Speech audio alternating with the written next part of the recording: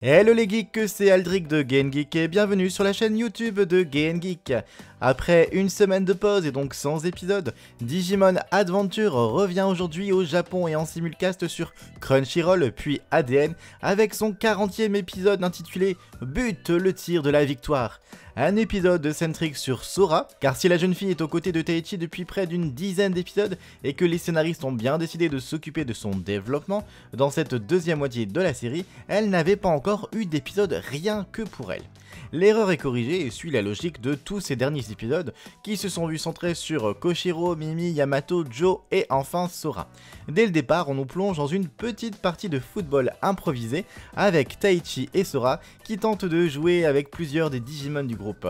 Ce type de scène est toujours ultra sympathique, c'est agréable, c'est feel good et on avait une scène similaire dans l'épisode 16 de la série originale si vous vous souvenez bien.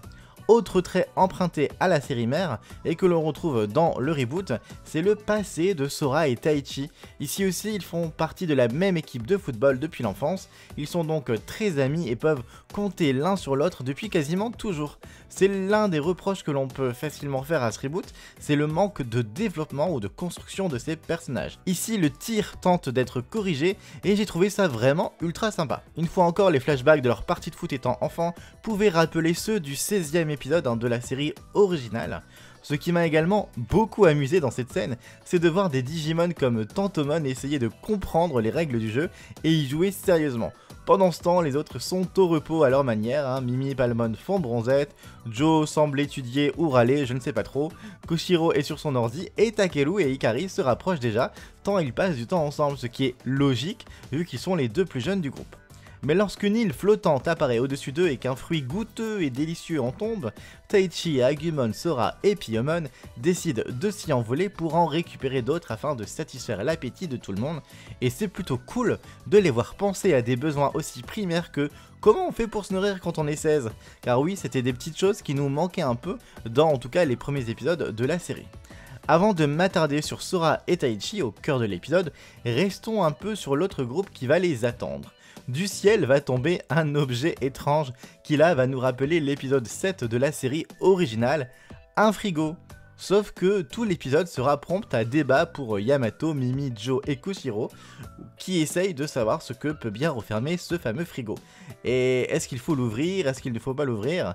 Là aussi c'est anecdotique mais c'était drôle et c'était sympa. Chacun campe sur ses positions liées à sa propre personnalité et j'adore toujours voir ce type d'échange en groupe. Seul regret, on nous termine l'épisode sans savoir s'ils auront ouvert ce frigo et savoir ce qu'il y a dedans. Je doute qu'on revienne dessus dans le prochain épisode, donc à vos théories les plus folles, qu'y avait-il dans ce frigo? Et autre question fondamentale, peut-on considérer du jus de fruits comme des fruits? Là aussi ça faisait débat dans l'épisode entre Yamato et Mimi, allez-y vous avez une heure. Donc du côté de Sora et Taichi, ils se retrouvent très vite confrontés à une armée de Flymon qui kidnappent de gentils et adorables Digimon, les Pomimon.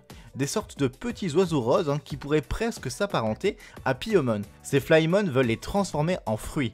Et là, horreur, on se demande tous à ce moment-là, oh mon dieu, ils ont mangé un Digimon tout à l'heure transformé en fruit.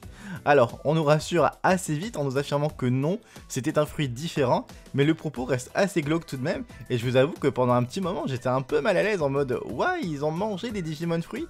Voilà, après il y a toujours l'éternelle question, là aussi débattez dans les commentaires, est-ce que l'on peut manger les Digimon qui sont considérés comme de la viande par rapport à nous dans la vraie vie quand on mange des animaux? Bref, c'est beaucoup de questions un petit peu éthiques qui sont toujours un peu voilà, édulcorées dans la série ou un peu floutées. Bref, ceci étant dit, Sora parvient à sauver un seul Pomimon et va tout faire pour le protéger, et c'est son instinct maternel et protectrice qui sera mis en avant tout au long de l'épisode. Les deux enfants élus et leurs Digimon décident de venir en aide à ces Digimon, de les sauver tous, et donc de se battre contre Toropiamon, qui est à la tête de cette armée de Flymon. Mais là où on pouvait craindre une mise en avant excessive de Taichi et Agumon, eh bien ces deux-là se retrouvent assez vite mis hors de combat, est transformé en fruit. Pas de panique, hein, qui a vraiment craint un seul instant pour la vie de notre héros. Tout cela va donc permettre à Sora de briller et d'avoir une vraie mise en avant, seule où elle ne pourra compter que sur elle-même. Et tandis que Garudamon doit affronter Tauropiamon, qui est un adversaire plutôt coriace, elle se retrouve donc avec un petit Pomumon qu'elle a pris sous son aile à devoir grimper d'arbre en arbre pour sauver son ami. C'était beau à voir à quel point la jeune fille est attachée à son meilleur ami, notamment au travers de leurs flashbacks d'enfants qui jouent au foot, et on retrouve ici une relation très similaire à celle que l'on connaissait donc dans la série originale. Sora se montre courageuse, forte, elle transmet également de sa force, de son amour et de son courage au petit Pomumon, qui va alors prendre sur lui pour voler et délivrer tous ses camarades. Un bel exemple de transmission maternelle, je trouve. Évidemment, Sora va parvenir à sauver son partenaire et camarade et nous offrira l'une des parties de foot les plus mémorables. Même Captain Tsubasa ne nous offrirait pas un aussi joli tir et ne pourrait affronter un adversaire Digimon de la sorte. Blague à part, l'épisode a su finalement mêler la passion sportive de la jeune fille au combat et ce n'était donc pas pour rien qu'on ouvrait l'épisode sur une petite partie de football entre enfants et Digimon. En somme, c'est un épisode plutôt calme au final, où l'on n'apprend pas grand chose, pas de révélation, les enfants sont toujours en mode pause et détente, et l'épisode suit au final la continuité du précédent sur Joe et le restaurant.